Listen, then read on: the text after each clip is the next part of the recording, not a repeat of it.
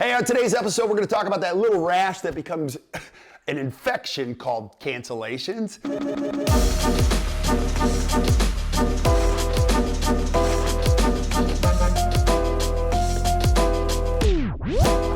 Episode 6 of Hey Kirk. Hey, Kirk. Trying to solve all dentistry's problems in 5 minutes, 3 times a week. So let's kick it off with the first one. We got a question from Willard from Phoenix, Arizona. Hey, Kirk. I just got my practice up and running, and I'm doing pretty well. Okay. But I have some concerns about how do I start incorporating long-term planning so that I don't get into any sort of tangents that could hurt my business in the future. Yeah, great question. And first of all, congratulations on your journey getting into dentistry because you picked the greatest profession ever. That's the premise for what I'm going to share with you is that you make the rules. The thing you got to remember is this is the United States of America, so whatever you decide, don't tell yourself it can't be done. Dentists very rarely fail, and most of them, when they do it really well and they succeed.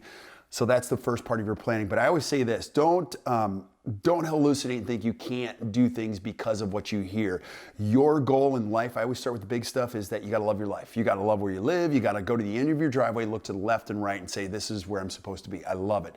And I love the schools, I love the neighborhood, I love the drive to work. When you can get those things right, now you can build a dental practice anywhere. I don't care if it's the busiest street corner in the world. I don't care if you're in 450 Sutter in downtown San Francisco that has well over 200 dentists in the same building. Your job now is to create a business that's extraordinary and differentiates itself based on experience and connection that no one else could ever compete with you. So that's number one. The long-term planning aspect of it is this, is that you've got to have great things in place. What's your vision for your practice, your patients, your team, and the business? Do you want a low overhead? Do you want a high overhead? Those are all choices. I tell everybody this, you got to determine what your overhead is going to be. If it's 80%, that's a choice. If it's 50%, that's also a choice. While one might be unconscious, the other one is a very conscious choice. You can create a lot of profitability and less stress when you do that. So short term, you've got to make the business work. It's got to be profitable. It's got to move.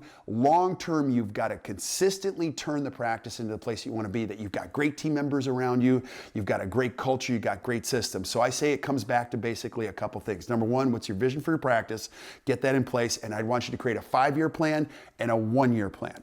Next is how do we want to experience ourselves in a culture, which is how do I build a team that has the right people, and you can do it because when you have the right person, it doesn't change the game a little. It dramatically transforms your entire game. Having the right person changes your life in a millisecond. Thirdly is what kind of a practice do I want to build on procedures, what type of patients, and then fourth is how do we overall consistently add the learning and growing element to it so that I keep myself excited in this whole process. You have 3 to 4 decades in front of you. Your challenge is to put the puzzle together that you honestly say to yourself and the people around you in your planning process, this is going to be the best year of our lives. Good luck, my friend. Next question from Alan in Nashville. Hey, Kirk. I've had a rash of short notice cancellations over the last month, and it's driving me absolutely crazy. Yeah. How can I help prevent this in the future? Yeah, well, that rash turns into an turns into an infection.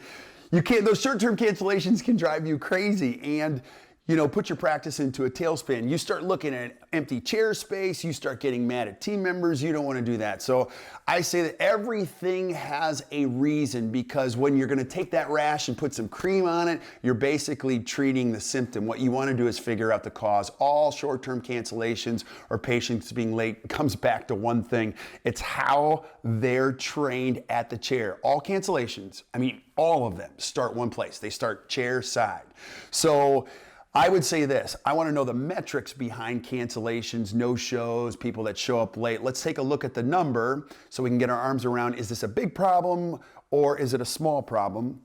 Let's do that. And number two, let's start doing some homework on why this is happening. Once you figure out the why, now we can go back to the chairside conversation and we can start training patients how they can't do that. Because if you don't, the rash becomes an infection, which is ultimately a disease, and now it takes over your practice and it affects the whole organism. So short-term cancellations, fix the rash by treating the cause before it becomes a disease. I like the rash thing. It's kind of it's itchy. You know. All right, the final question for today from James in San Antonio. James. Hey, Kirk.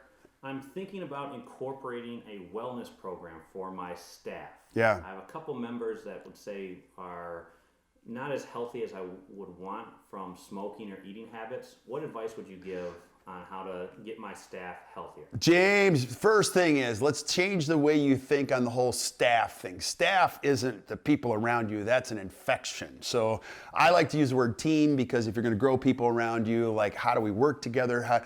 And keep in mind, you're going to invest in these people for a long term. So there's nothing better than embracing a journey of organizational health, personal health, wellness all the way around. Now, you can't make anybody do anything, but you can certainly create the environment where they might wanna be a part of this and get healthier. You can't go to your team and say, hey, you're unhealthy, I need you to lose a little weight. You're gonna get yourself in a whole bunch of problems. But what you wanna do is just change the way you think. Here's a great way to look at it. First of all, you look at team as an investment. They're not staff, they're team, and it's an investment. Don't look at payroll as a cost because that'll get you into a tailspin. Think about team as an investment. You're investing these dollars and these people, you're putting it aside in hopes or expectations of return, which is a great way to think about it. So you want to be able to do that. That's number one.